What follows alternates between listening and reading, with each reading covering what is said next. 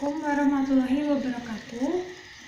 Perkenalkan, nama saya Winda Fiska Dewi, NIM S19107 dari kelas S19B. Di video ini saya akan melakukan sex education kepada remaja yang berusia 17-20 tahun di Desa Cemetuk. Selamat menyaksikan.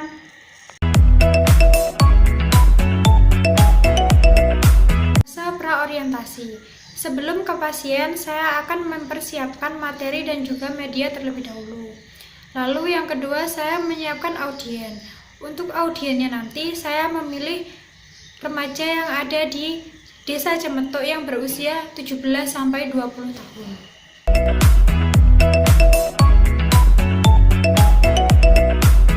Assalamualaikum warahmatullahi wabarakatuh. Selamat pagi teman-teman. Perkenalkan, saya Winda Fiska Dewi. Teman-teman bisa memanggil saya Kak Winda. Saya adalah salah satu perawat dari Puskesmas Sukoharjo. Tujuan saya datang kemari yaitu saya diperintahkan untuk memberikan pendidikan seks kepada teman-teman semua. Untuk waktunya nanti kurang lebih 5-10 menit. Tujuan dari podcast ini yaitu saya memberikan pemahaman dan pengetahuan kepada teman-teman semua tentang pentingnya menjaga kesehatan reproduksi. Apakah teman-teman sudah siap menerima materi dari saya? Sudah.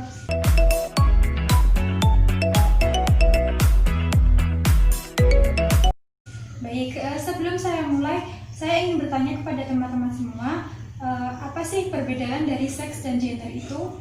Gender itu perbedaan sifat dari laki-laki dan perempuan, sedangkan seks itu perbedaan biologis laki-laki dan perempuan. Baik, terima kasih untuk pendapatnya Mbak.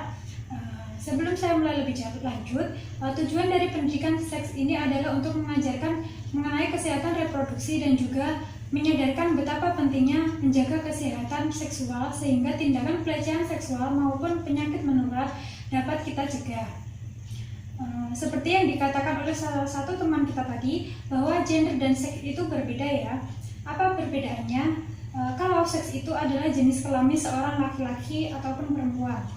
Sedangkan gender itu adalah sifat dari laki-laki dan perempuan tersebut. Dapat dilihat dari peran masing-masing laki-laki dan perempuan. Jika laki-laki itu akan berperan sebagai seorang kepala rumah tangga, sedangkan perempuan akan berperan sebagai ibu rumah tangga. Selain itu, bisa kita bedakan antara seks dan gender, bahwa seks cenderung tidak bisa dipertukarkan. Misalnya, bahwa penis itu adalah alat kelamin laki-laki, sedangkan vagina adalah alat kelamin perempuan. Lalu, jika gender itu dapat dipertukarkan, contohnya, apabila seorang wanita bisa saja bersifat maskulin, sedangkan seorang laki-laki bisa saja bersifat feminin. Itu. Lalu selanjutnya saya akan menjelaskan tentang seksualitas. Apa sih seksualitas itu? Seksualitas adalah bagaimana manusia mendapatkan pengalaman erotis dan mengekspresikan dirinya sebagai makhluk seksual dan kesadaran diri pribadi sebagai seorang laki-laki maupun seorang perempuan. Belajar mengenai HIV/AIDS. Teman-teman tentu saja sudah tidak asing dengan HIV. HIV adalah suatu virus yang merusak sistem kekebalan tubuh dengan menginfeksi dan menghancurkan sel CD4, di mana sel CD4 ini sangat berperan penting pada sistem kekebalan tubuh kita. Apabila semakin banyak sel CD4 yang dihancurkan, maka akan semakin lemah kekebalan tubuh kita, itu sehingga seseorang dapat rentan terserang berbagai penyakit. Lalu apa saja gejalanya? Yang pertama ditandai dengan batuk yang tidak kunjung sembuh, lalu demam, lalu sakit tenggorokan, lemas, berkeringat di malam hari, diare kronis, sesak nafas, dan nyeri otot. Lalu kesehatan reproduksi itu sendiri diatur di dalam HAM, di mana kita sering disebut dengan hak kesehatan seksual dan reproduksi atau disingkat dengan HKSR, di mana HKSR ini mencakup seluruh manusia untuk yang pertama, mencari, menerima, dan mengkomunikasikan informasi terkait seksualitas. Yang kedua, menerima pendidikan seksual. Yang ketiga, mendapatkan penghargaan atas integritas tubuhnya sendiri. Yang keempat, memilih pasangan. Yang kelima, memilih untuk aktif secara seksual atau tidak. Lalu yang keenam, melakukan hubungan seks konsensual, lalu menikah secara konsensual. Yang kedelapan, memutuskan untuk memiliki anak atau tidak dan menentukan kapan waktu yang tepat untuk memiliki anak. Lalu yang terakhir, memiliki kehidupan seksual yang memuaskan, aman, dan juga menyenangkan. Seperti itu. Pada intinya, sangat penting untuk kita dalam menjaga kesehatan reproduksi dan kesehatan seksual.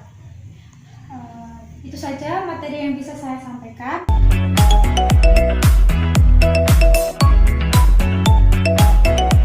Apakah ada yang ingin ditanyakan mengenai materi saya tadi?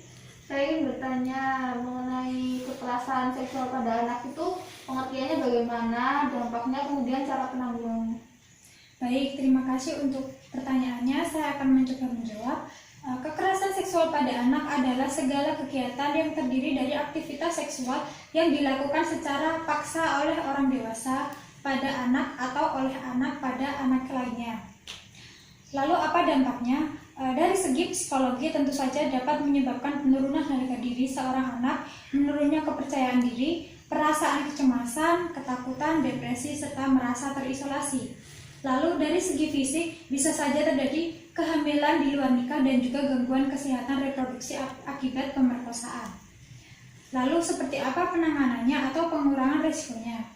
Pengurangan resiko dapat dilakukan dengan memberikan pendidikan kesehatan seksualitas kepada anak sejak dini, lalu mengajarkan kemampuan perlindungan diri kepada anak, dan juga selalu mewanti-wanti anak agar lebih berhati-hati jika bertemu dengan orang yang tidak dikenal.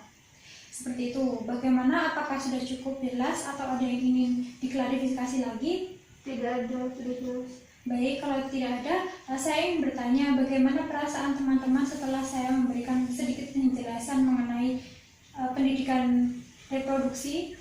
Saya merasa menjadi lebih mengetahui apa itu tentang seksualitas dan kesehatan reproduksi. Baik, terima kasih. Itu saja yang bisa saya sampaikan.